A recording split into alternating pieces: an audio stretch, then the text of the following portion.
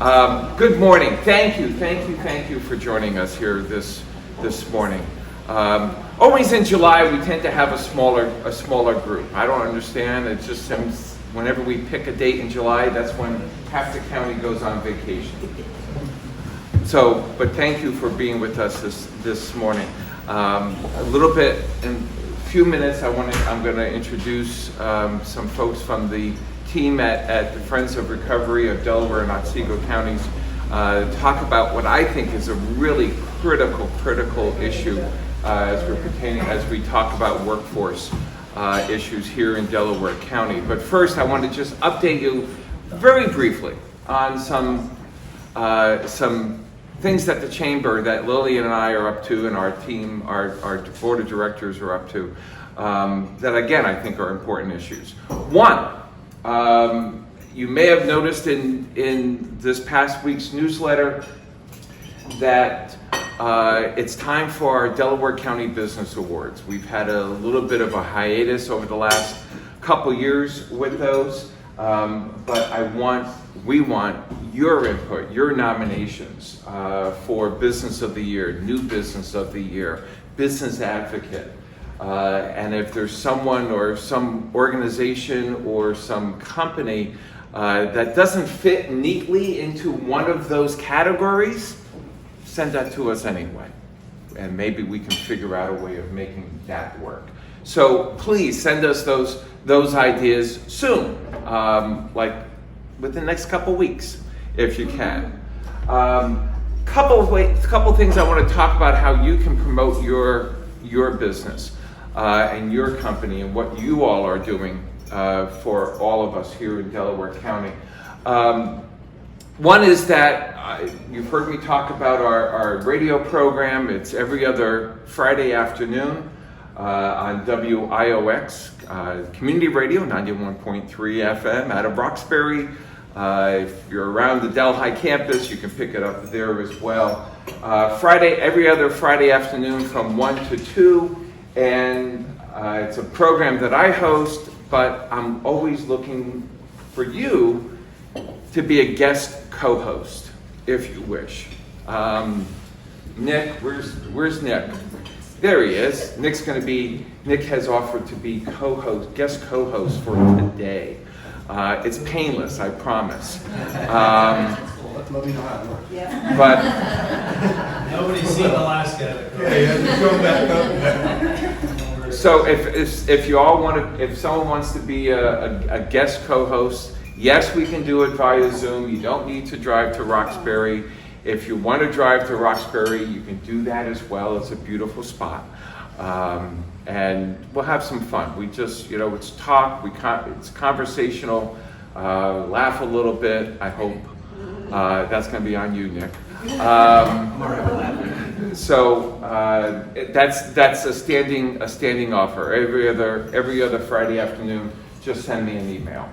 The other thing that I'm very happy to report is that Lillian and I are back in the TV production business. Delco 360, which was our monthly, sort of, television program that appeared on Local 1. DTC Local 1. DTC Local 1. Oh, it's always about branding, isn't it, yes. Valerie? On DTC Local 1, now will not only appear on that channel for those subscribers for Delhi Telephone, but also on on Catskill Air for those on the Margaretville Telephone Company cable system. And we've been recording this week lots of different segments. It's going to be a monthly program, so if you're interested in being on that, either as a member profile, we're going to have themes. So this month's theme is we're really talking about the economic impact that the arts have here in Delaware County. And we had a great time yesterday going to lots of different places, doing some profiles, talking to folks about what they're doing and that impact in the arts in our local economy. Next month, I think we're going to look at some of our nonprofits, and then in September, we'll be talking, I hope, with it's Chamber of Commerce Week in September, and we'll be doing some profiles of some of our local chambers. So, Chris, I certainly want to make sure we have Colchester as part of that. But if you're interested in being part of that project, again, let us know. It's free promotion.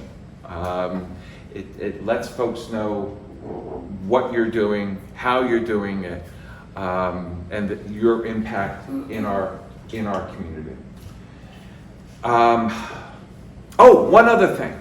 Later this month, on the 27th, it's a Wednesday, from 8:30 to 9:30, we're resuming our Chamber Connects program. We had a little bit of an interruption when then Congressman Delgado was scheduled to be one of our guests on that web program. And obviously now he's Lieutenant Governor and said, no, I can't do that. So that kind of put a disruption in our schedule, but we're back this month on the 27th, a Wednesday morning. Senator Mike Martucci will be our guest. It's an hour-long conversation. Many of you have participated in those already. You know that we do it on Zoom. You're able to post questions that we ask whoever our guest is. So Martucci is this month. Next month in August, we're back to the fourth Thursday. Assemblyman Brian Miller, who at this point still represents a lot of towns here in Delaware County, will be our guest for the August program. So you'll see links to register, to sign up for those in the websites and on the website, but also in our newsletters. So please sign up for those. They're really interesting conversations about lots of different topics. And just one thing I want to mention that came out of a recent Chamber Connects program. We had Chris Tague, one of our other Assembly representatives, a couple months ago, and someone said to him, this Main Street in Hobart's in horrible condition, and New York State DOT says it's not scheduled for repair until something like 2027. Is there something that you might be able to do? And he said, sure, I will call. I'll call someone at DOT. My staff will call someone from DOT later on today. About 6 weeks later, Main Street Hobart got a repaving. So things really do happen at these chamber events, and I thank you for that. Let me introduce to you our featured program for this morning. Deborah Roberts and Ivana Guzzi. Hope I pronounced that correctly. It's not okay. With a last name like Cucci, you're very sensitive to pronunciation of last names. Are from the Friends of Recovery of Otsego and Delaware counties, and that organization has centers on Main Street in Delhi, in Oneonta, and most recently in Norwich, and really doing some fabulous work in our communities. But what they're going to speak about this morning is a new program that they initiated a few months ago, talking about how do we create a recovery-friendly workplace. In Delaware County, we have an unemployment rate that's hovering around 3%. That's an incredible number. And around 3%, 3.1, 3.2, that puts us somewhere around the middle of a ranking of counties in New York State in their unemployment rate. We have several upstate counties with a low 2% unemployment rate. I've never seen numbers like this. We cannot afford to have, pardon the sports analogy here, but we can't afford to have anybody on the sidelines right now as far as workforce is concerned. We need to find ways of involving all of our friends, all of our neighbors into the current workforce. And that's in part why these series of breakfasts the topics have been focused on workforce. So let me introduce to you Deborah and Ivana, and they're going to talk about that program.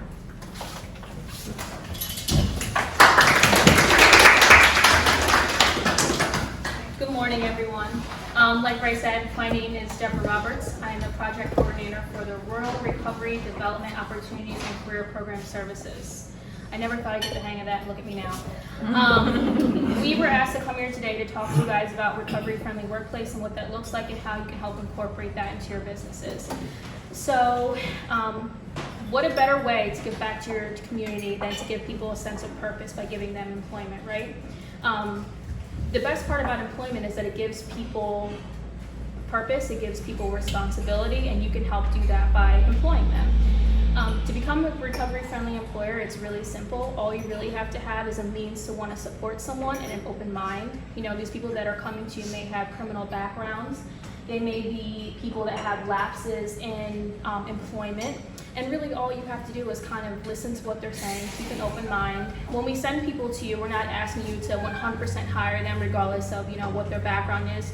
We're just asking you to give them a chance. And every chance you give them, that gives them more confidence to want to keep doing this. So even if you don't hire them, and you still listen to them, that gives them the want to go and do another interview with people because they didn't just get shut down, because that's kind of what people with substance use disorder are used to sometimes, and that's really unfortunate. So our part in this is to kind of help prepare people so the participants that we get have a support system behind them, and I think that that's really great. So not only do they have us, but then they also have the employment as well.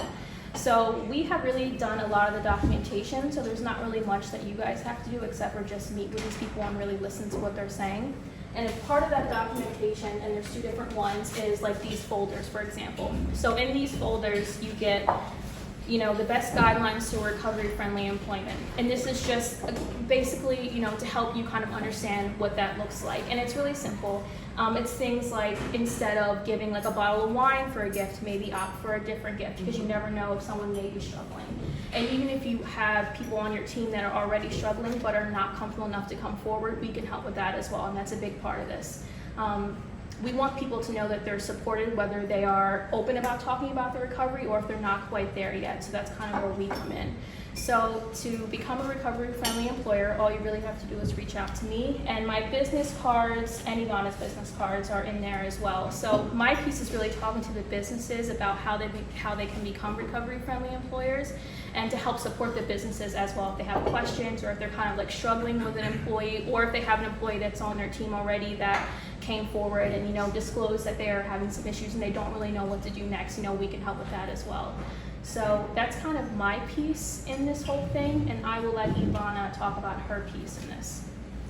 So my role in this is to be the peer specialist, also known as recovery coach. So I do a lot of one-on-one work with the recoveries. So some things that I do with them are job searches, mock interviews, resume building. We had stipends written into the grant, so if they can't afford a nice interview outfit or work outfit, I can take them shopping. There's a $50 limit per person for that.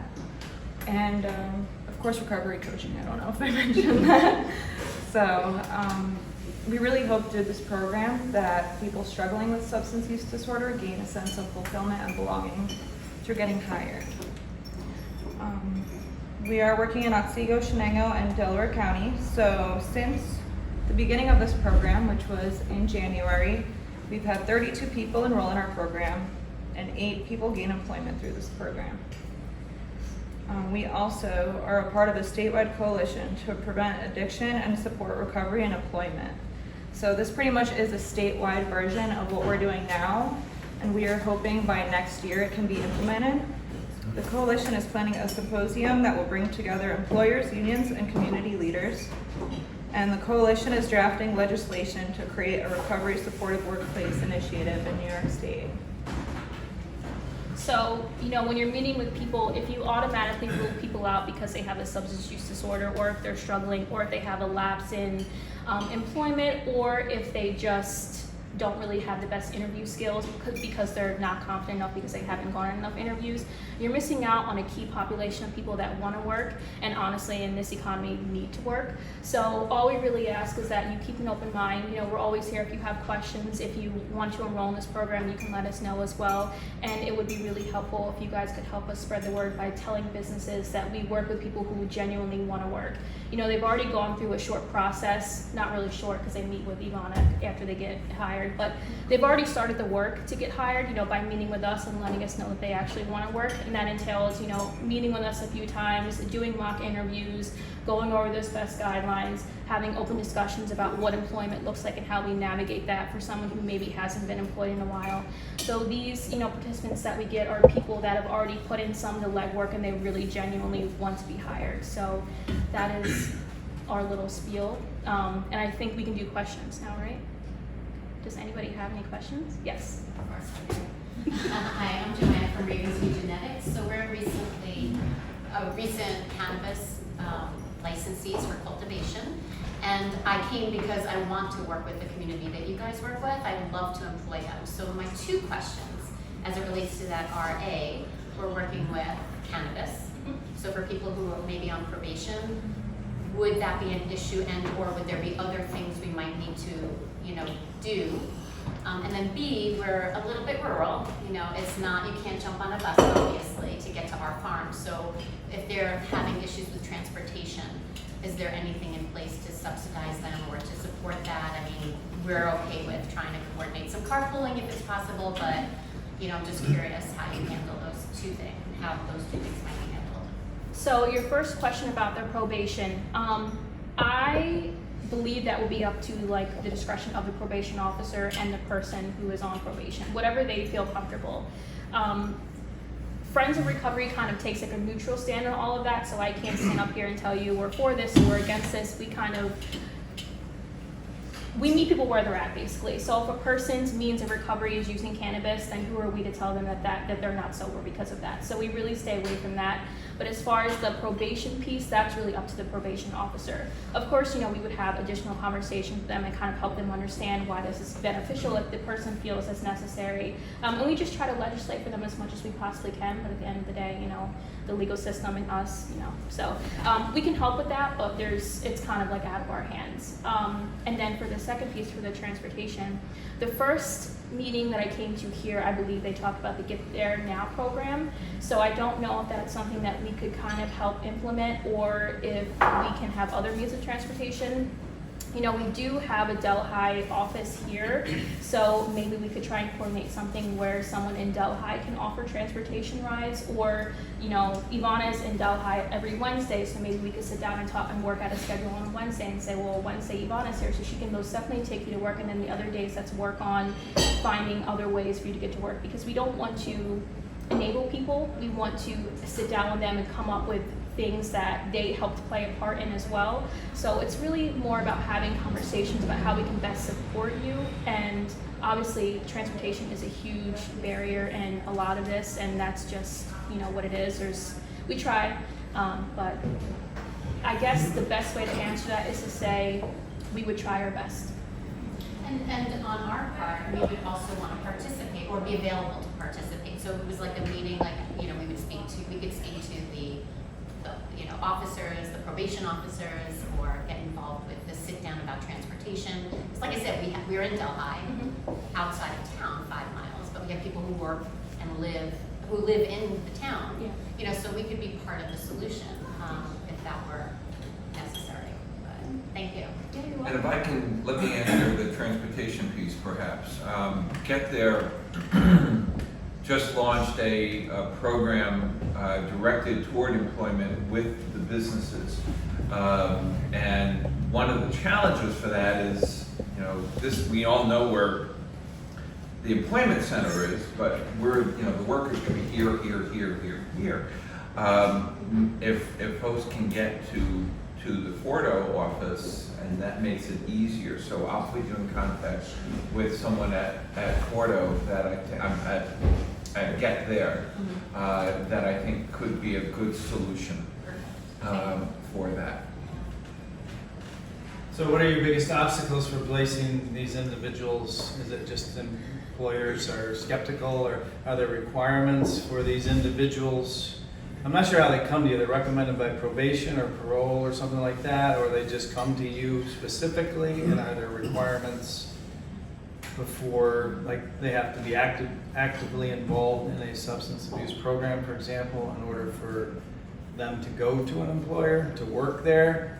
Just trying to think of some of the obstacles that, well, I don't want to bring somebody in if they don't have at least, yes, they're struggling, but they've got a handle, or they're involved in a specific substance abuse program, for example.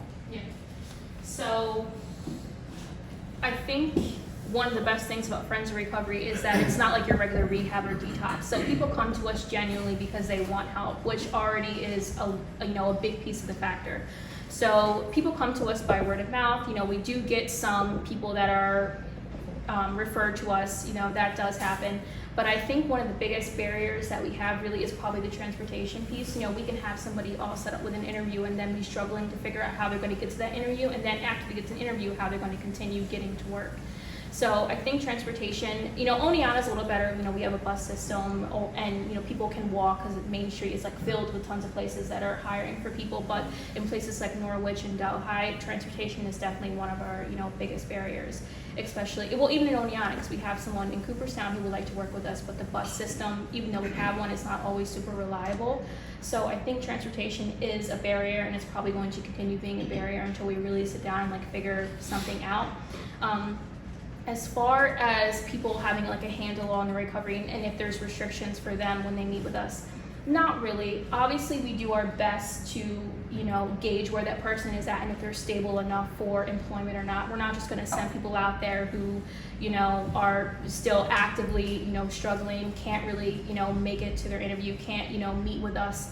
We've had people that we've had meetings with, and we usually give them a three strike rule where we'll make appointments with them 3 times, and if they don't show up, then we'll reach out and let them know when you are ready for employment and when you're ready to seek help, we will be here for you. So we also have restrictions. We can't just continuously let people flake on us, because that's not really helping them, that's more enabling them. So I think one of the barriers for employment is definitely transportation, and then one of the barriers for people in recovery is maybe not being so ready for employment as they think they are. But we help kind of weed people out that maybe are not ready for employment, but we still meet with them and do recovery coaching sessions to hopefully get them ready for employment. Did that answer your question? Yeah, I think a lot of times they have self-esteem issues because Yeah. they just feel like, who wants to hire me? Everything, it's kind of the woe is me, but, justly so because of what they've been through, right? And, but I think a lot of the employers that are willing to take them on are ones that can build their self-esteem because they're Right. willing to take them on. So they're obviously willing to work with them. So yeah, it's sounds like a great program. Thank you. Taking care of your mental health is a huge step in that. Some people aren't ready to address that before entering the workforce, so I've noticed that can be a barrier too. But definitely for Delaware County, the transportation seems to be the biggest obstacle with my participants in this county. Quick question too. Yes. Do you actually help them find possible employment? You sit down with them and ask them what kind of work they're looking for, and you do the search with them? Oh, yeah. Yeah. Okay. So we have a list. I think, is it in your folder or my folder? In both of them. Okay.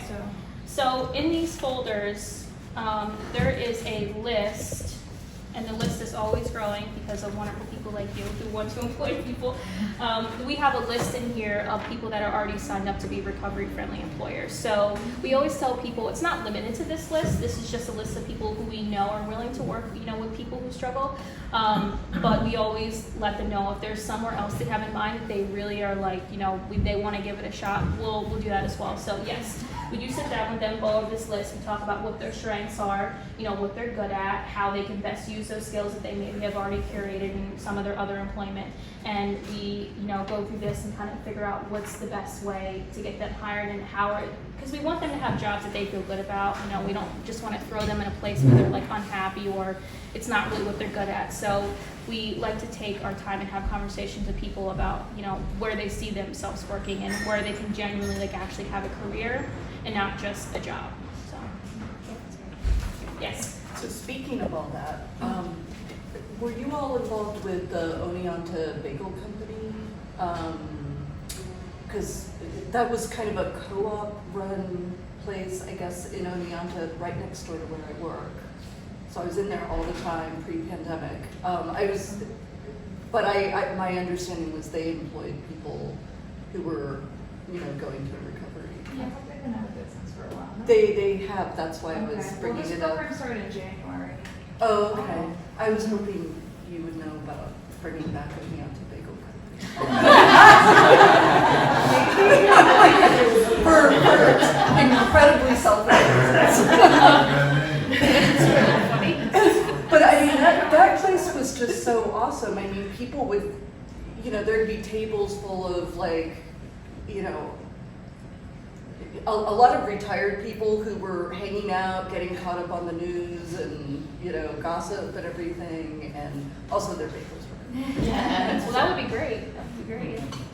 So I just had a question about your list. How extensively do you work with those folks on that list before you really decide that it's going to be a good fit, that it's not, like do you do any sort of program with them or work with them, or is it kind of just, we're willing to, support these folks who are going through this recovery process and willing to work with you, and that's kind of enough to get started? What is that like? So I think it depends on what the business is. So in Oneonta, like we've had some businesses that have already been recovery friendly. Like Sal's, for example, they've already been recovery friendly. So for them, it looks a little bit different because they already have a general basis of what being recovery friendly looks like. If it's a business who kind of is just starting this out of the blue and they really have no idea, what it entails and how to move forward, then we would work with them. I send people some documentation. They're just, some like statement pieces that you can use that you can, fit to whatever your agenda is to kind of help explain to your current employers that you are now deciding to be recovery friendly, and if there's a person on your team that's struggling, that might also help them want to speak up. So it really just depends on whatever they're looking for to get out of it. Some people, like for here, for example, we sat down and had a whole like interview with someone. So it really just depends on the business, how much they know about it already, and how much information they're really wanting to receive. You're welcome. Deborah, so the employers self-identify, saying, hey, we're interested. I just want to pick up on what Chris asked.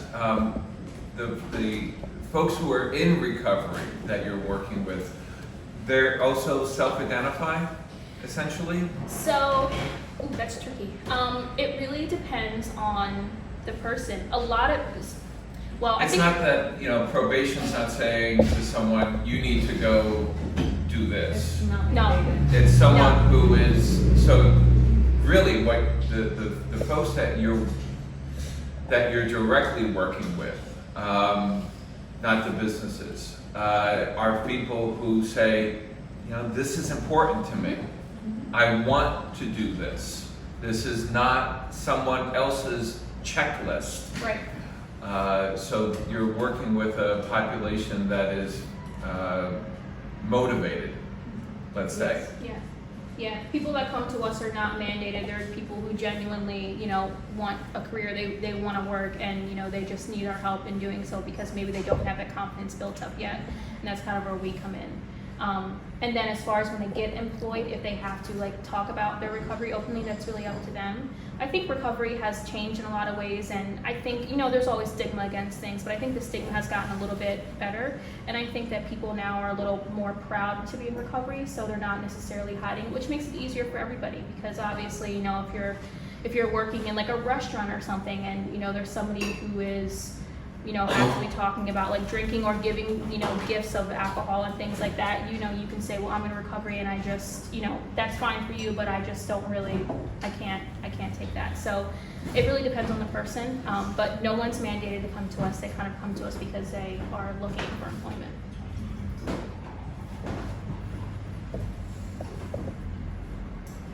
Any other questions, comments?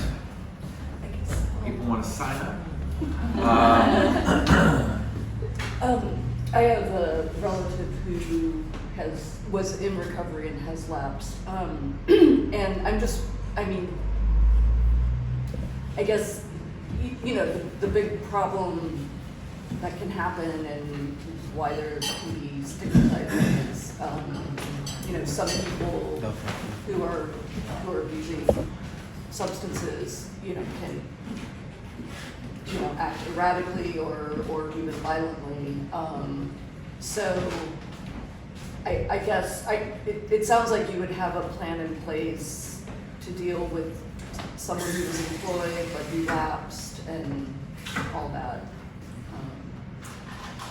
Yeah, so Ivana is the person who continuously meets with that person to help them, navigate through their employment/recovery journey.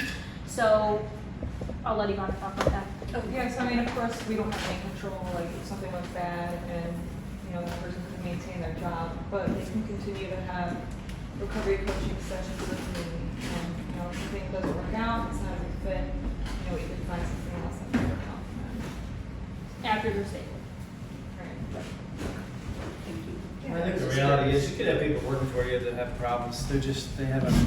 They haven't addressed them themselves. These people at least have, because I have somebody, very near and dear to me that, has issues and along that regard, and they're forced sometimes to deal with them because they've brought them to the surface where, you could have any employee of yours, erupt or, finally hit a wall, or, they go home and, drink every night or smoke, or you just don't know, what they do when they leave your place is not necessarily your business. So, these people have put it in front of themselves, so you got to give them credit for that, and they're trying to get better. So Yeah. I think we got to keep that in mind, when that's being addressed, because I think everybody wants to help deep down, right? So. Absolutely, that's a good point. Addiction definitely does not discriminate.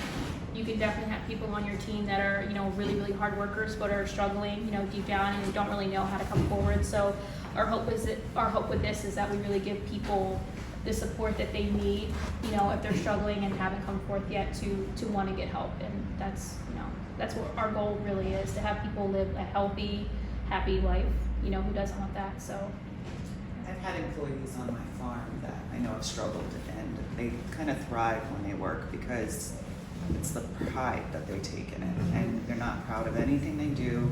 Well, not anything, because they're kind of ashamed of substance abuse, but they're good on my farm. And it's seasonal, so I noticed that they're a lot better when they're employed with us. So can't say they're in recovery, but they just seem to really thrive. That kind of work is so therapeutic. And Yeah. Lucky Dog Organic Farm is on our recovery friendly list. Yeah. So it's good stuff. I just have one more quick question. Should we employ somebody that you're working with? Are there ongoing communications that happen between us and you, or you and them, or how does that? yes, of course. So if you employ someone that we're working with, you can always obviously reach out. And then we can also set up, if you are the type of person who wants to meet monthly or weekly, depending on, how many people you have employed, I'm open to that as well. It really just depends on whatever that employer is, what kind of support that employer is needing from us. If you know they relapsed, would you contact the employers? No. No, it's confidential. Okay. Are you violating HIPAA? Yeah, Fordu is big on HIPAA, so if we have somebody who, we don't report usage to anybody, not just employers, but like, even if a police officer, and my boss always likes to use this example, if a police officer comes to, our building at Oneonta Turning Point and they're looking for someone, we can let them in the building and say, you're more than welcome to look around, but we can say, oh yeah, Sally's over there on the couch. We just are not, we can't do that. So that's a big part of why people feel so comfortable at 4U, I think, is because we really take pride in HIPAA and we don't report usage to anyone. Obviously, if they do relapse, we would want to help them, you know, get back to employment and hopefully, you know, not using, but we can't say if they did. Makes sense. Great. Good question. There's something else I would like to mention that I Yeah. forgot to talk about before, is that we have a Narcan training and distribution program at Fordu.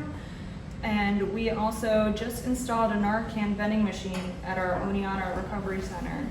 So maybe in the future, if we can get funding to do that in Delaware County, that could be a thing here as well. So is the training itself, do you do it here at the facility and invite people to come in? Or would we invite you to our facility to train like the management level staff or everybody? Either or, people can Okay. come into the center and get trained there, or we can have someone go out and train big groups of people. And would we be eligible to have the Narcan on as part of our emergency kit? I believe so, yes. Okay. Yeah. I believe so. Very cool. Well, thank you. Thank Thank you. you for the information. Thank you, everyone. And the folders are there on the counter, so please take one, take 5. Give them to some of your colleagues and folks that you know. Is it, Um, I'm sorry, just one, is it, how are you funded? Just by donations, grants, or? This was a grant. We're non-for-profit, so we love donations. We always accept donations. This was a grant, but since we opened up our Norwich building, we're obviously going for more grants, more donations, because it costs money to staff a building, right?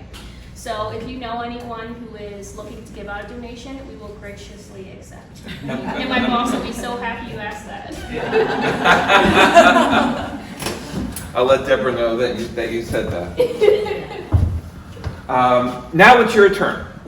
This is the time of the program where you all get to say what's happening in your business, what's the news in your community, promotions, events, whatever that case may be.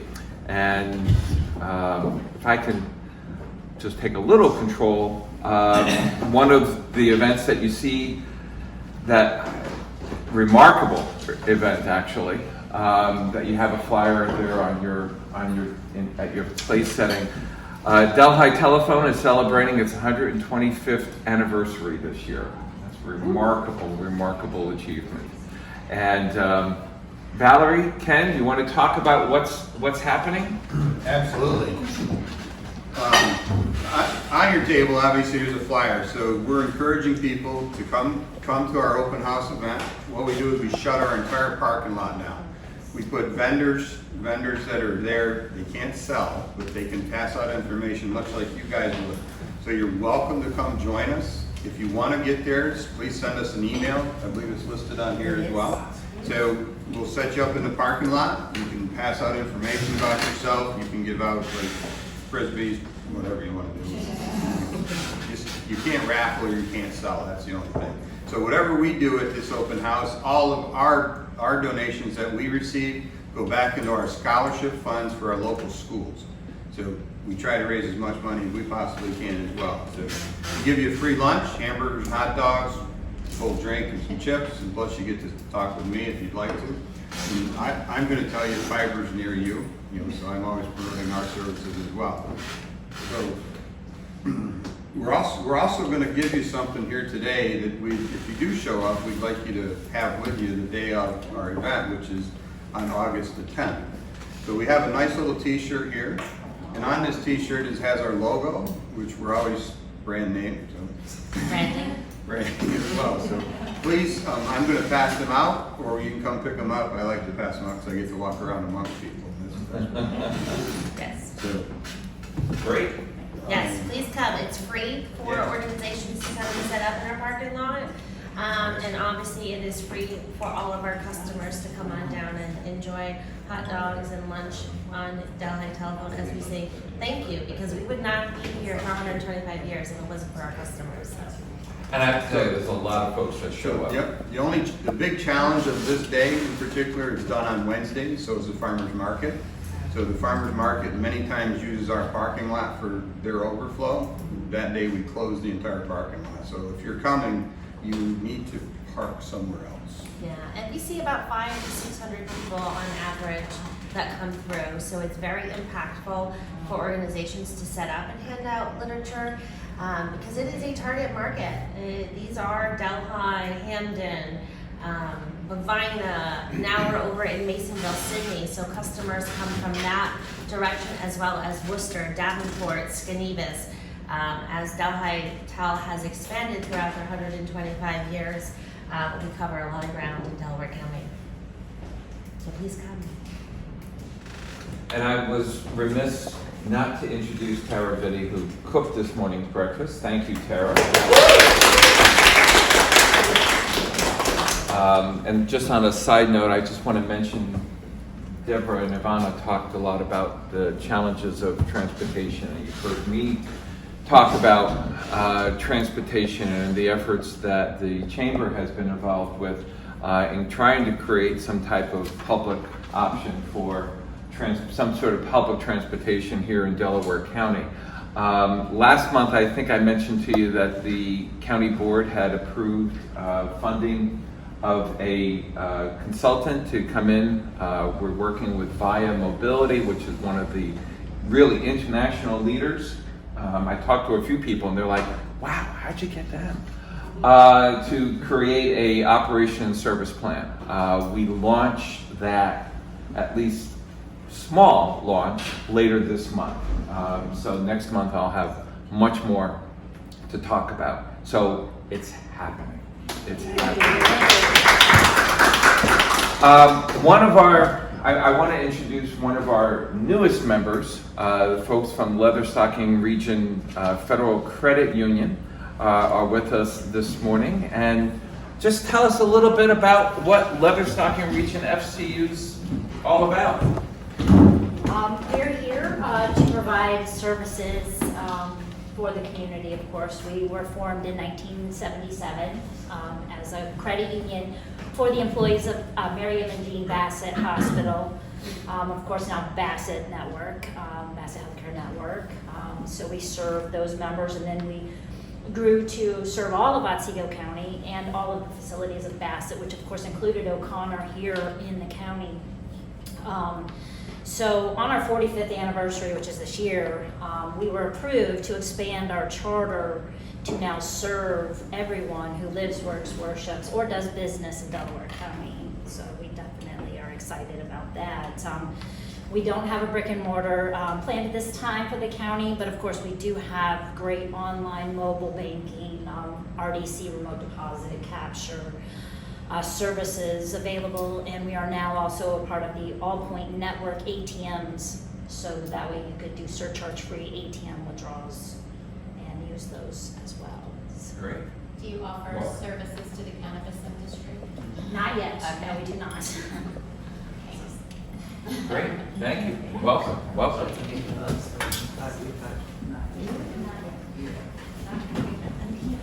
Others, news, comments?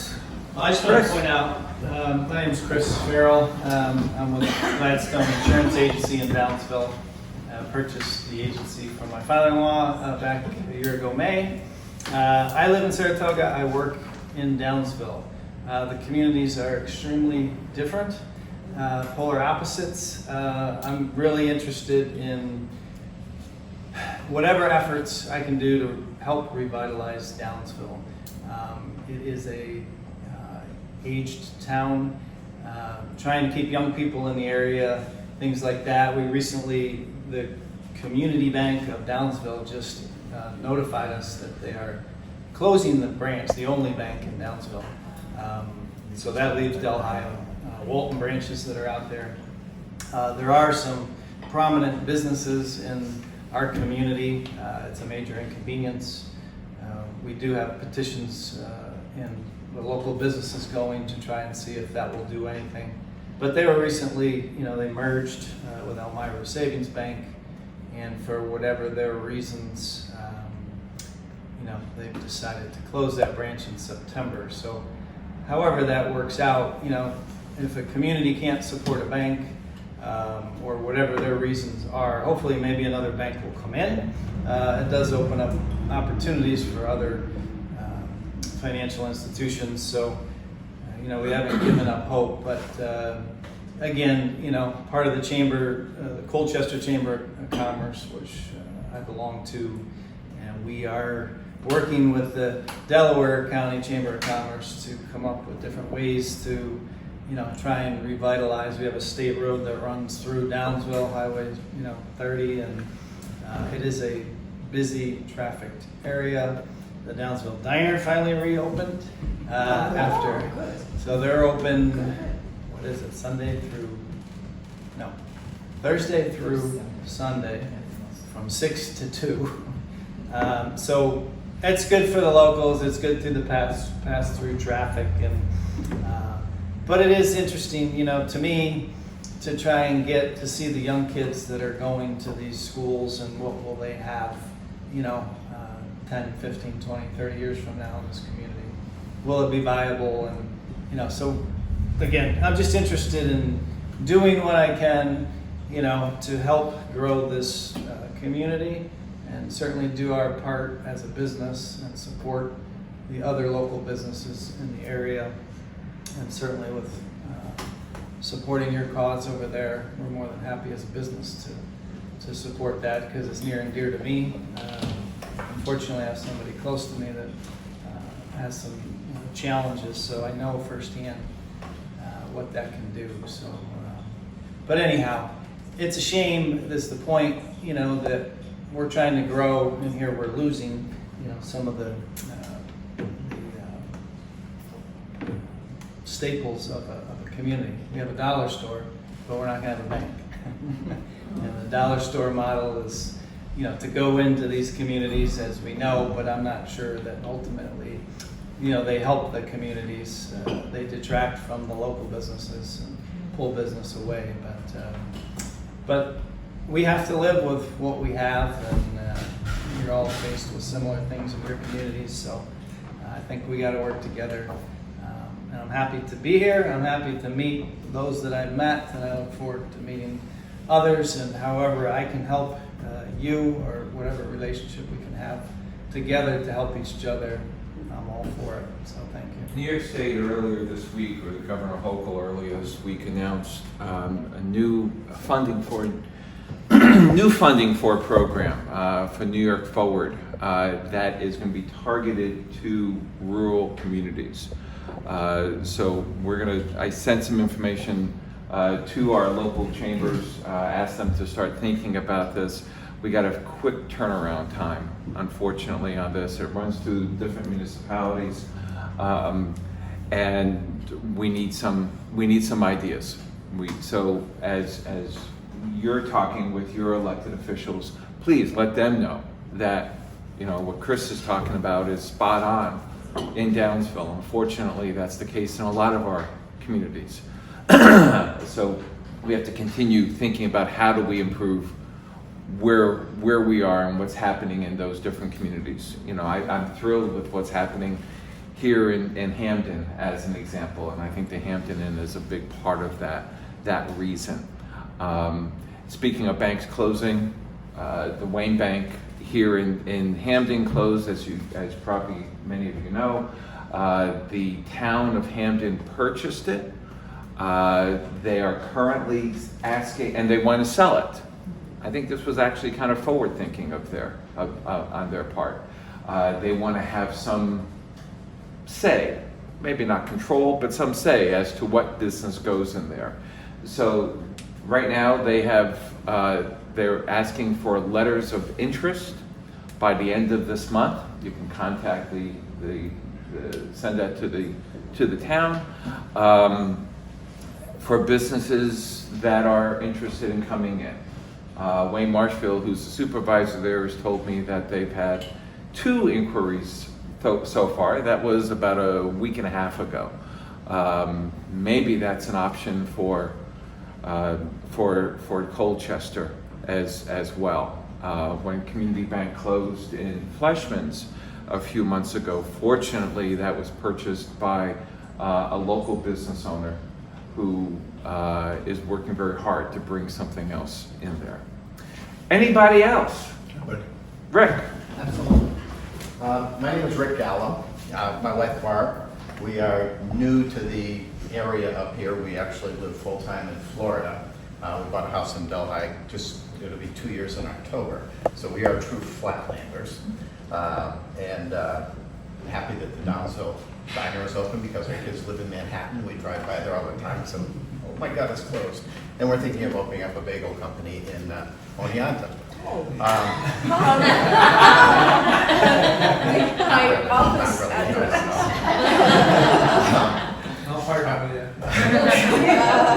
On our tag it says auctioneer, and before somebody asks me if I can talk fast, I'll say no, I don't. We're benefit auctioneers. We do benefit auctions, and primarily our business is in Florida. We do a lot. I think we have scheduled between October 8th and April 25th, we have 27 auction benefits, events, galas that are scheduled down in the Naples area, down in Florida. We would love to be involved up here, and notice that there's nothing up here. There's no events up here, and what we do, we work with not-for-profits. And whether we do an event that has 30 people and raise $10,000, or recently we did one that had 650 people, we raised $3.2 million. So it just, organizations like Friends of Recovery, absolutely ideal, and we'd be willing to donate our time to do that up here. We'd love to entrench ourselves in the community a little bit more. So if anyone is thinking about having some type of a fundraiser that involves an auction, a live auction, or an ask for donations, let us know. We're more than happy to give you advice and help you out as far as that's concerned. Thank you. Thank you. You're welcome. Joanne? Hi, I'm Joanne Petrovich. I'm from Ravensview Genetics, and I was here 2 or 3 breakfasts ago. At the time, I was also running for the board of directors. I did not get elected. However, I will be back. So remember me. At the time, we were also hoping and waiting to get our New York State license for cannabis cultivation. We have subsequently received that, been awarded that license, and we're actively growing. So if you happen to drive down Back River Road in Delhi, you will see an 8-foot fence surrounding an acre of marijuana. That being said, we also want to really contribute and connect into the community. We've been here full-time 17 years. We're still flatlanders. We'll never be considered from here, I don't think.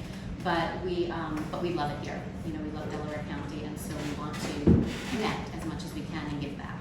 So thanks. Thank you. Jennifer? You got a couple minutes. Okay, Jennifer Hill, Tobacco Free Communities, Delaware at Seago-Schoharie. I gave a presentation at the last breakfast about if employers are interested in developing tobacco-free outdoor policies for their work grounds and the benefits of that. If you want me to send you my presentation or the policy template that we have, which you could just get and pretty much fill in, your information, especially if you're just a mom and pop business. And then obviously if you have a board that needs to vote on it, you can use that or a more expanded version of it. But those kinds of policies do help reduce exposure to secondhand smoke and vape, and it helps prevent youth from ever starting tobacco use. And you probably know there's a vaping epidemic in the country. So anyway, I won't repeat the presentation because I only have a few minutes. We'll be doing different events this summer. There's a Meet Me on Main Street in Oneonta, which I know is in the rival county, but we'll be there next weekend. And we're so gonna talk to you about being there August 10th. Great. And then totally separate from what I do, I lived in Shreveport, Louisiana before moving to upstate New York in 2018. And because of similar issues actually that were going on in Shreveport with development and young people moving out and stagnant to declining population growth and economic development, I learned about this organization called strongtowns.org. And anyone who's concerned with those issues of towns struggling and businesses leaving and things like that should really go to that website. It it will blow your minds actually about what it means to have a strong town and how to develop it. I also really would recommend that, I don't know, there be a survey done of young people in Delaware County to find out what they would want to see or experience, like what would keep them here. I know in Shreveport, a lot of the things young people wanted was walkability to different things they wanted to do. You know, they didn't necessarily want to have to drive to places. They wanted like a cute downtown kind of area with a variety of businesses they could go to. I know for myself, before we moved to Shreveport, I wasn't from the South, had only traveled there a few times. My husband's a professor, so I was a traveling spouse for a while. But for a while, I just thought, I don't know if I can do this. I don't know if I can move to Shreveport, Louisiana. I thought it was near New Orleans. It's not. It's on the opposite end of the state.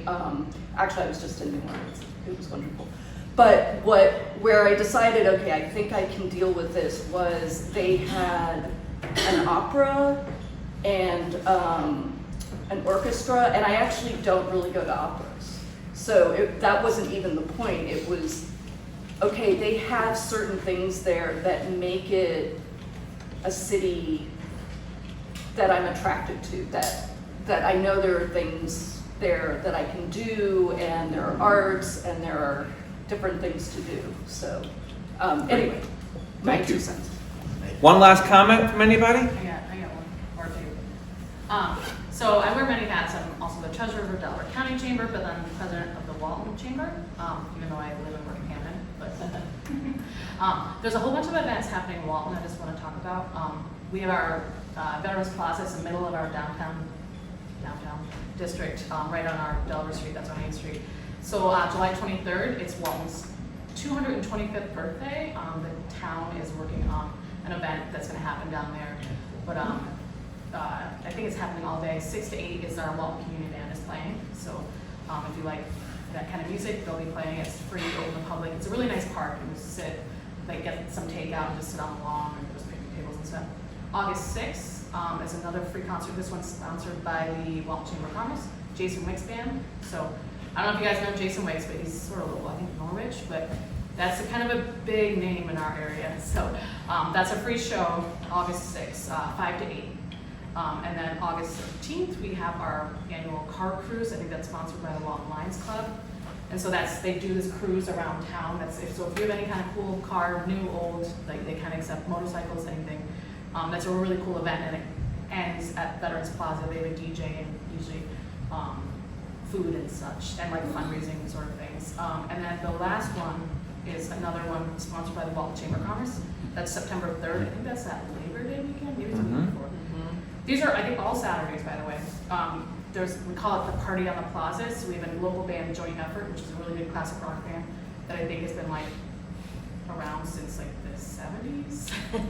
Or I don't know if anyone knows Ernie Kinch out of Walton, but and then they're playing 12 to 2, so that's like a daytime show, and then 5 to 7 is another band, 110 Whitehall Street. I think out of Downsville, Bill Rapito. You know him? I don't know. I know they're mostly out of Downsville. So there's a whole bunch of stuff happening in Walton, like once a month, Saturdays at that Veterans Plaza. And then I'll also talk about the Walton has a farmer's market Fridays. Every Friday goes through the end of September, and that is 11 to 4, I think, right in our Veterans Plaza. So a whole bunch happening in Walton. Thank you. And with that, it's 10 o'clock, so I thank you for joining us this morning. I want to honor your commitment, the commitment that you make to us. Next month, we'll be back here on August 17th, I think, whatever that third Thursday is. Topic next month, Dr. David Brower with SUNY Delhi, who's on our chamber board as well, is going to speak about how to engage and connect with Gen Z, whatever Gen Z means.